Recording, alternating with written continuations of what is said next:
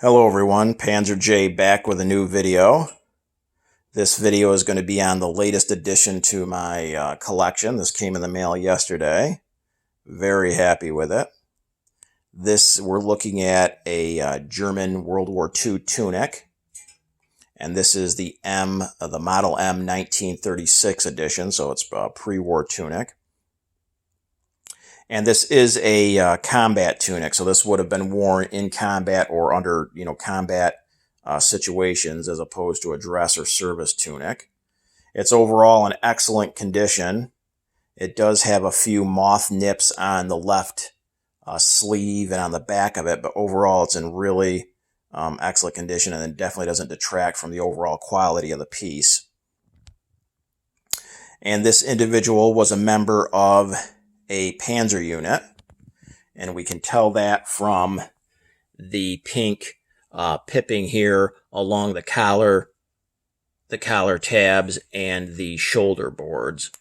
It might look red, but it is actually pink, and again that indicated this individual is a member of a Panzer Unit. So in the German Army in World War II, different colors represented different branches, so to speak, of not just the Army. It applied to the Luftwaffe and the Kriegsmarine as well, and actually even extended into uniforms that like party members would wear, like civil servants and whatnot. So, for instance, again, pink is representative of a member of a Panzer Unit.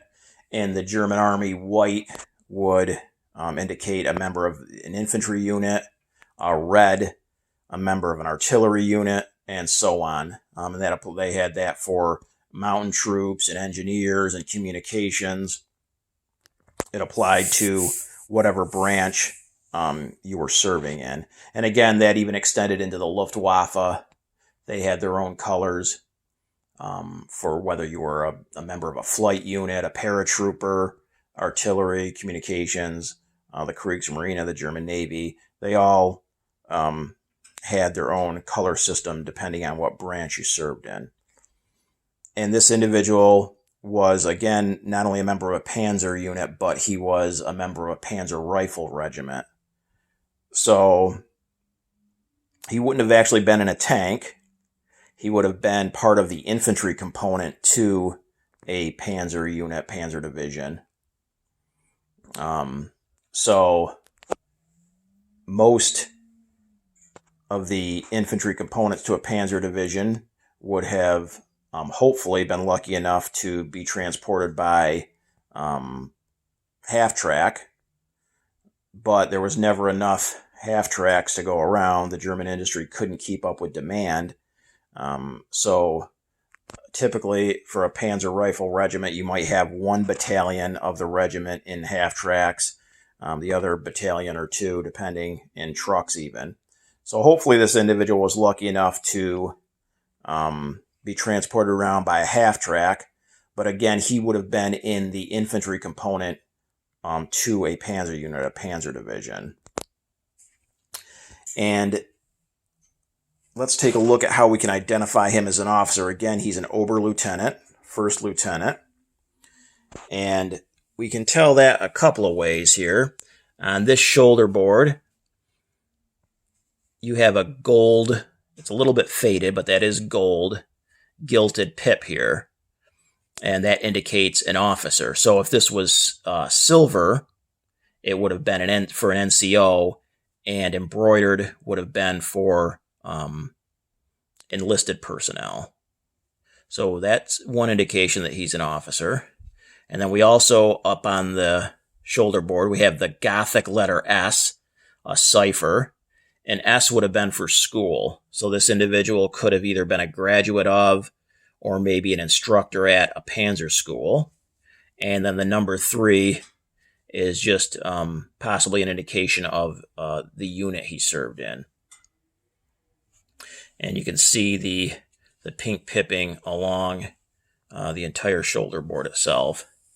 And the other shoulder board is the exact same. Again, we can see the Gothic letter S, the 3, and the gold gilded pip. This shoulder board isn't quite in as good condition. It does have the pink along it, except for right here. A little bit of pink's missing from this one corner of the collar or the shoulder board, but overall still in really good condition.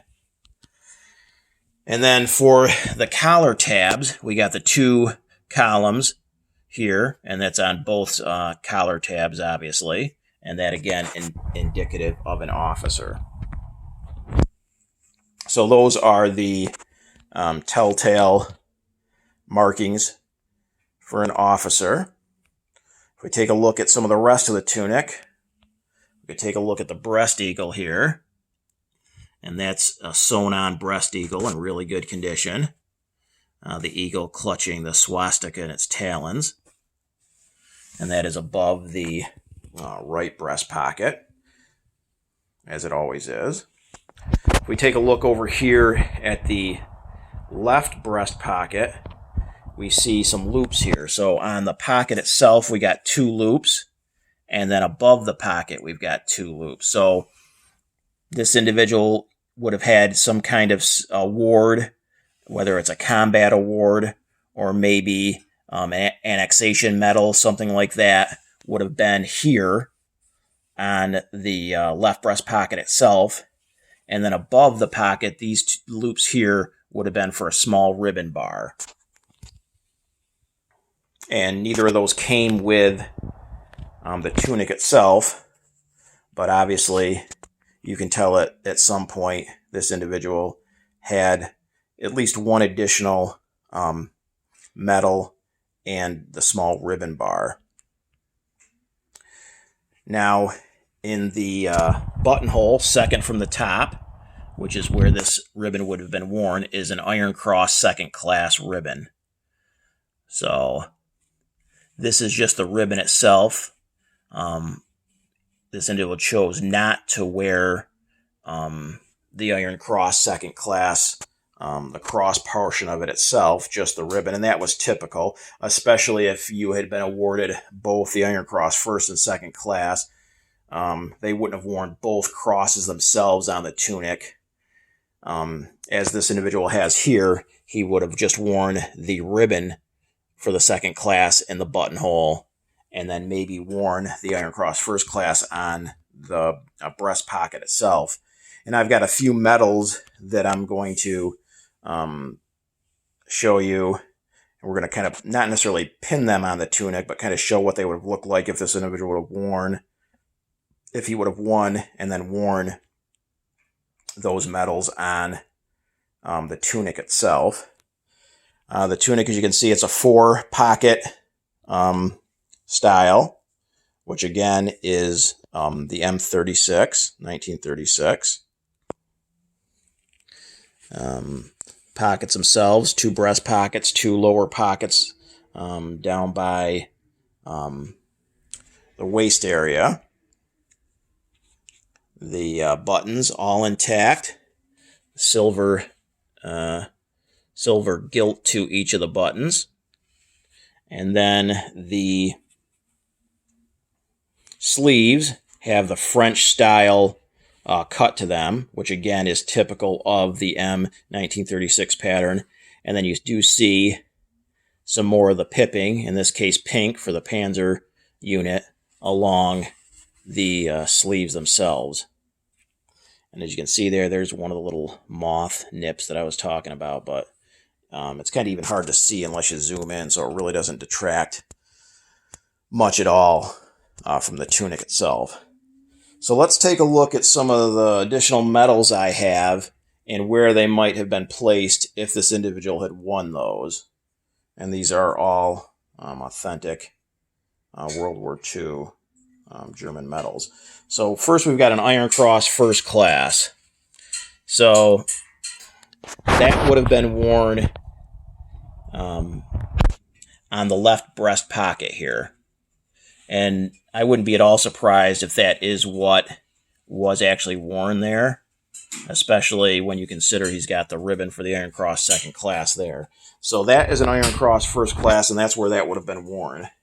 I did also bring an Iron Cross Second Class with me, so we can just kind of show in comparison there. So as you can see, it's not really any different in terms of the cross itself. Now, the Iron Cross First Class didn't come with a ribbon. This would have come cased. So this individual would have been presented this award in a black case. And as you can see, it doesn't have a loop at the top of it because, again, this didn't come with a ribbon. Only the Iron Cross Second Class did. So you can see the ribbon here and the loop for it.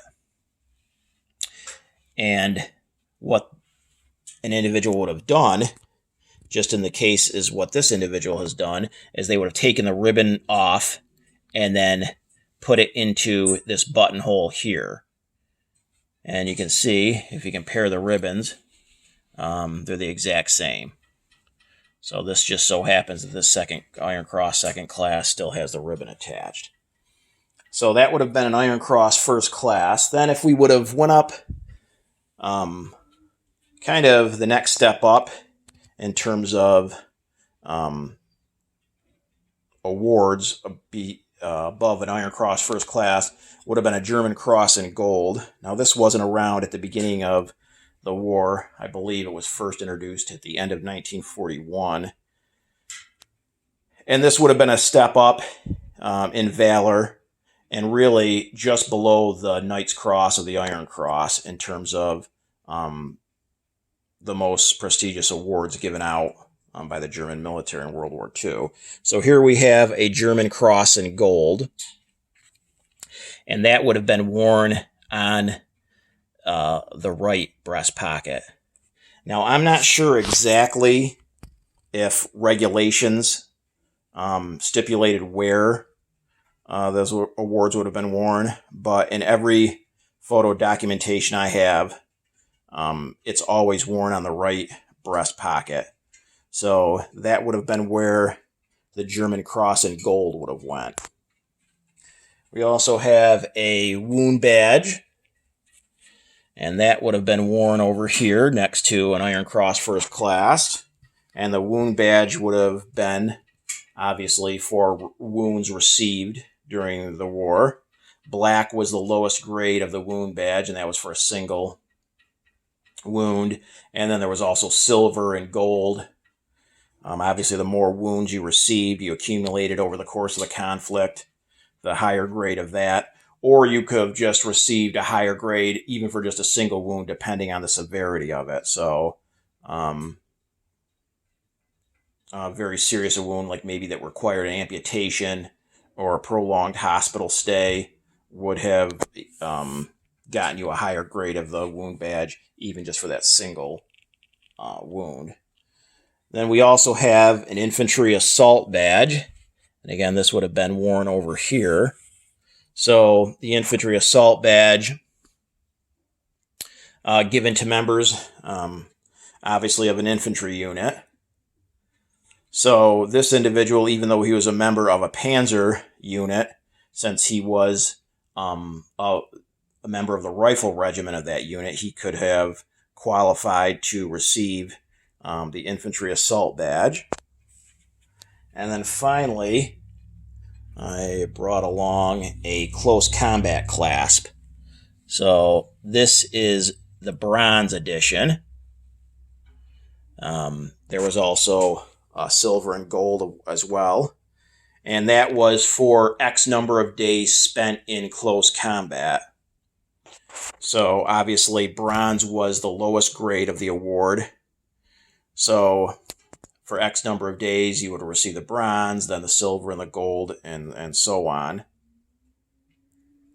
And you can imagine maybe, especially if you were involved in, say, urban combat, where you spent day after day in close contact with the enemy, such as maybe that the Battle of Stalingrad would probably be a good example. You can imagine if you were lucky enough to be one of the ones to escape the Stalingrad pocket, maybe be airlifted out before the final collapse, you can imagine receiving a close combat clasp for the time spent in Stalingrad. So those are the awards I brought along, and they might not necessarily on the left side here, they might not necessarily be across. You would definitely have the close combat clasp above the pocket, you would definitely have the Iron Cross second class ribbon in the buttonhole, and you would definitely have the German cross in gold on the right breast pocket. These would be over here on the left side. They wouldn't necessarily have to be in a line across like that. They could be down, depending. I've seen kind of different configurations on the left side there, but overall, this is kind of like a typical example of what a tunic would look like if this individual had won all those awards. So I hope you enjoy to take a look at this latest addition to my collection.